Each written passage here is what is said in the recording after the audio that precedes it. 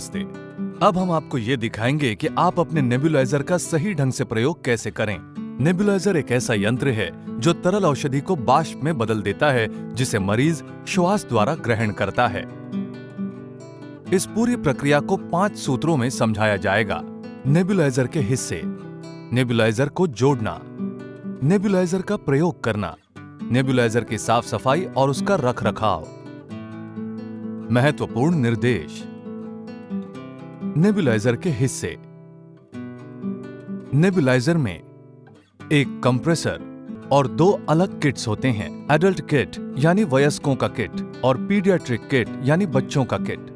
Compressor में एक filter, power switch, power cord, air outlet, air opening और rubber pads होते हैं।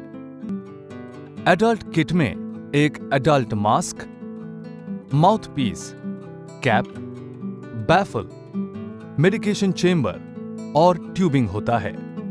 नेबुलाइजर के प्रयोग से पहले कृपया निर्माता द्वारा उपलब्ध कराई गई उपयोगकर्ता पुस्तिका पढ़ लें। अब हम आपको ये दिखाएंगे कि आप अपने नेबुलाइजर को असेंबल कैसे करें।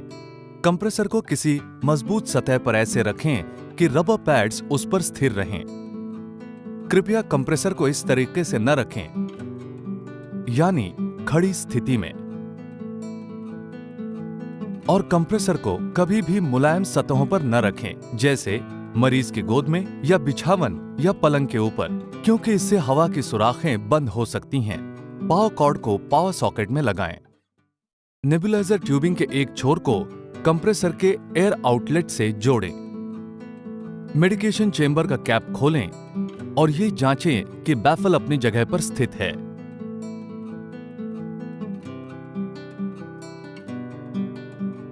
रेस्प्यूल को प्रकाश संरक्षित पाउच से निकालें। रेस्प्यूल एक प्रयोग के लिए तैयार एम्प्यूल है जिसमें दवा रहती है। रेस्प्यूल को खोलने के लिए उसे ऐंठें और तरल औषधि को मेडिकेशन चेंबर में उंडेलें।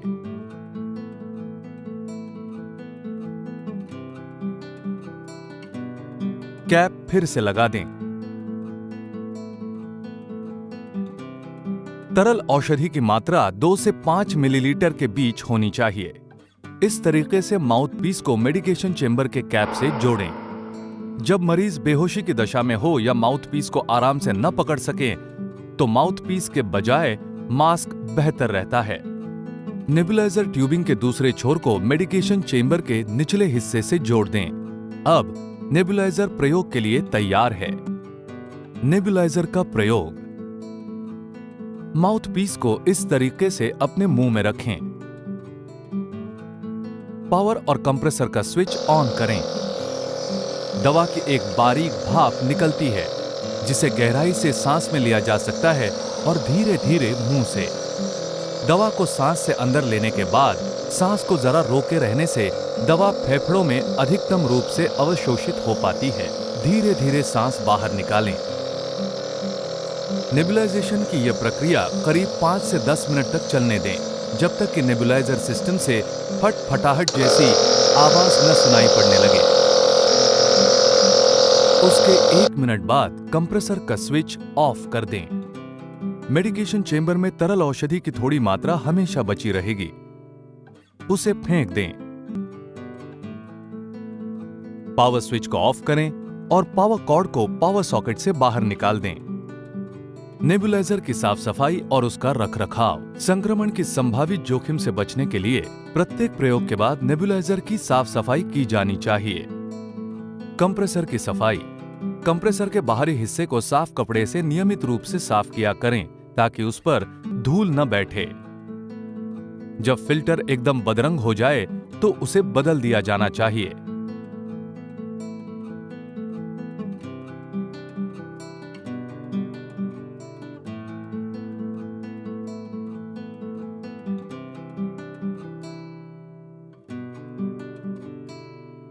नेबुलाइजर किट को साफ करना।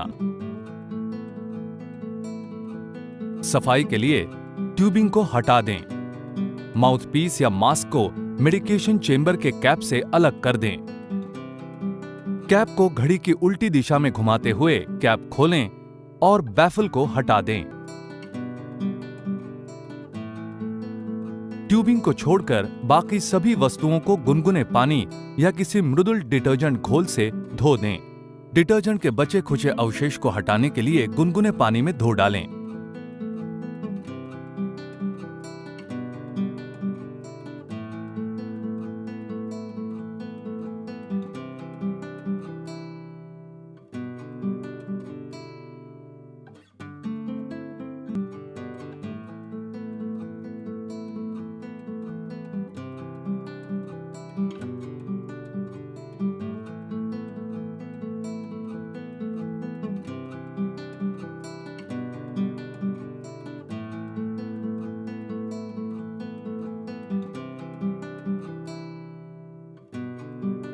हवा में सूख जाने दें। ट्यूबिंग की सफाई। ट्यूबिंग की बाहरी सतह को नियमित रूप से पोंछकर उसे धूल से मुक्त रखें। यदि ट्यूबिंग में आपको तरल बूंदें दिखाई पड़ें तो ट्यूबिंग को कंप्रेसर के आउटलेट से संयोजित करें। कंप्रेसर को स्विच ऑन करें और कुछ सेकंड तक ट्यूबिंग से हवा फूंकें। नेबुलाइजर किट को कीटाणु रहित करना। नेबुलाइजर किट को हर रोज कीटाणु रहित किया जाना चाहिए। एक स्वच्छ कंटेनर में सभी सह उपकरणों को ट्यूबिंग को छोड़कर 30 मिनट तक डुबाकर रखें। व्यावसायिक रूप से उपलब्ध किसी औषधीय कीटाणुनाशक में अथवा किसी मृदुल डिटर्जेंट में अथवा सिरके के घोल में 1 हिस्सा सफेद सिरका और 3 हिस्सा गुनगुना पानी।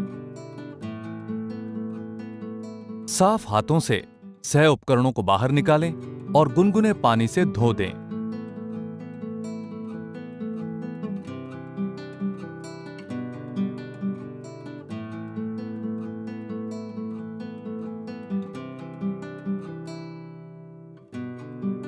नेबुलाइजेशन से संबंधित कोई प्रश्न हो तो कमेंट बॉक्स में लिखें।